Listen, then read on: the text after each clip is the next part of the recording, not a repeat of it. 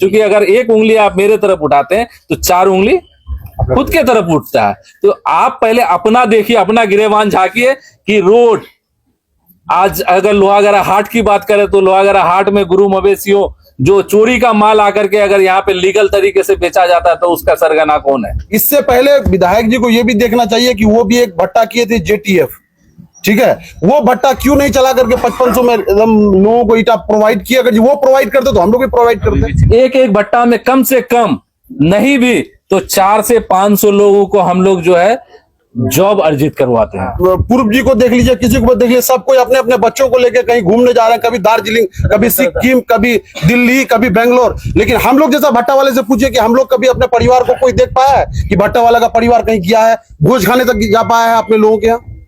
अगर अंजार नईमी साहब से आपको कोई दिक्कत है, क्योंकि वो भी एक भट्टा ओनर है, अगर उनसे आपको कोई दिक्कत है तो आप उनसे बात कीजिए, उनका अपना आप लोगों का जो है वो कीजिए। लेकिन आपने जो शब्द का इस्तेमाल किया है, मैं चाहूंगा कि आप उस शब्द को वापस लीजिए और आप आइंदा ऐसे शब्दों से बचिए। बहादुरगंज के पूर्व विधायक तौसीफ आलम का कहना है कि ईंट का सरकारी रेट 5500 रुपए है और उनका यह भी दावा है कि अगर किसी से भी उससे ज्यादा रेट पर अगर कोई भी अगर ईट भाटा वाला पैसा लेता है, अगर आप रसीद लेकर के आते हैं तो वो उनसे जो है जो एक्स्ट्रा पैसा लिया जाएगा उसकी वो वापसी करवाएंगे, रिकवरी करवाएंगे।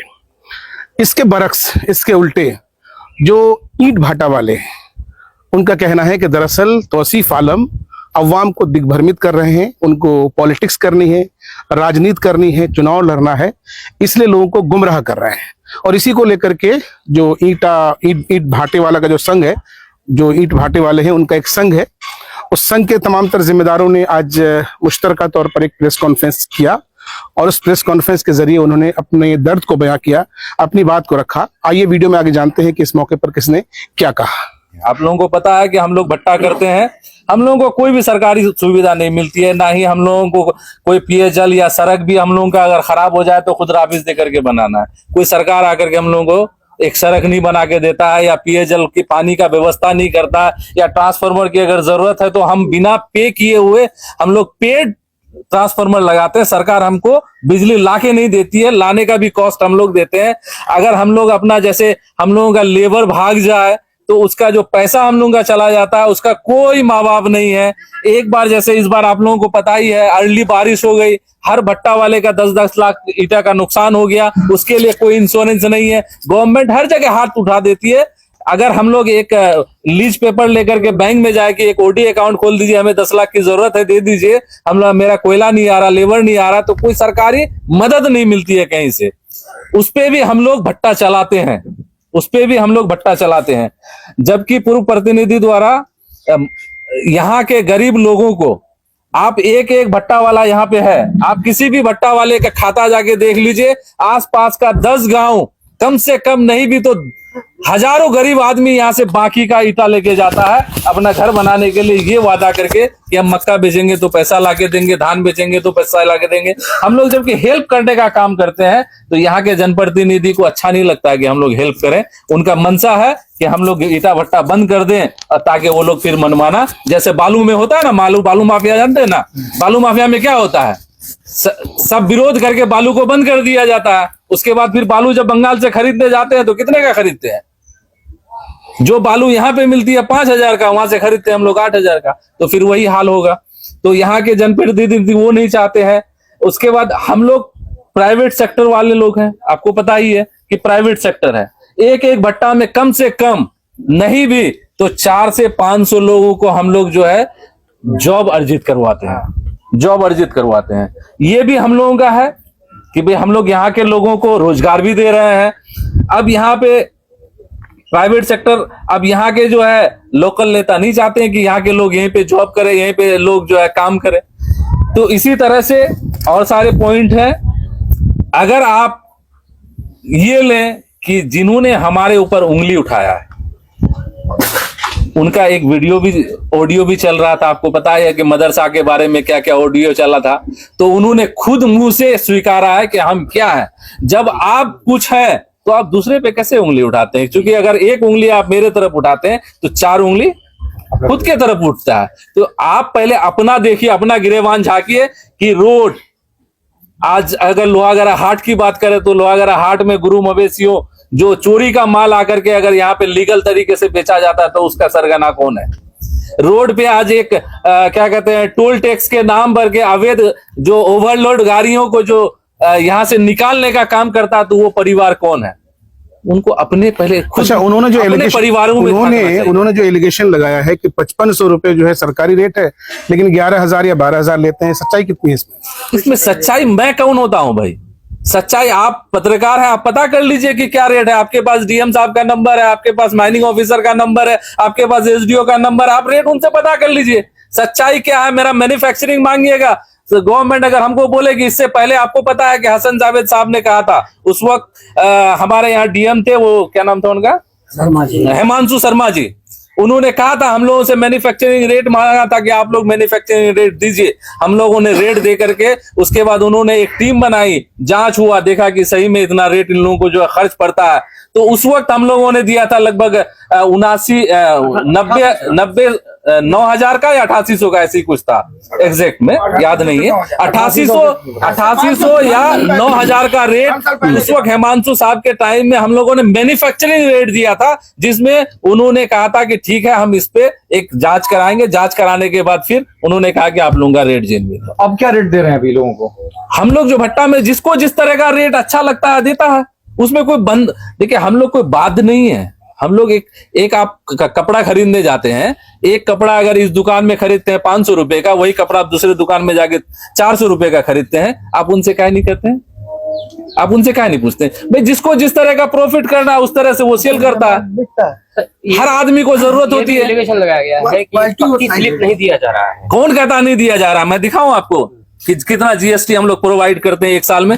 एक साल में आप देख लीजिए, आप जीएसटी ऑफिस में जाइए, जाकर के पता कीजिए भट्टा के नाम पे कि सर इस महीने का जीएसटी कितना आया है, बिना रसीद दिए। हम लोग कैश सेल में हम लोग जो चालान काटते हैं ईटा का, तो वो ईटा का जो चालान होता है वो चालान ही हम लोगों का कैश सेल में जाता है और कैश सेल में हम लोग जीएसटी काटते हैं। लेकिन तौसीफ साहब से एक सवाल किया गया कि भाई आप कैसे कहते हैं कि 5500 रुपए रेट है, तो उन्होंने एसआरओ के हवाले एसओआर के हवाले से रेफरेंस से कहा कि जो भी सरकारी काम होता है उसमें जो ईटा का जो रेट बैठता है वो 5545 रुपए बैठते हैं, ऐसा उनका कहना है।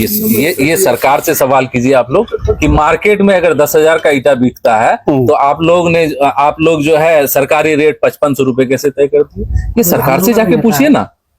हम तो कह रहे हैं कि हम 10,000 से ईटा बेच रहे हैं या 9,000 में बेच रहे हैं या 11,000 में बेच रहे हैं, तो हम आप तो देख रहे हैं मार्केट रेट ना, आप उनसे जाके पूछिए। लेबर तो देखिए सरकारी रेट क्या है, 180 रुपया है। आप पहले एक चीज बताइए, अगर वो साहब अगर पूछते हैं कि ईटा का रेट 5500 रुपया है, उन साहब को बोलिए कि एक एस्टीमेट लेके बैठे और आज के डेट में सीमेंट का रेट क्या है, उनसे सवाल कीजिए सीमेंट का रेट क्या है।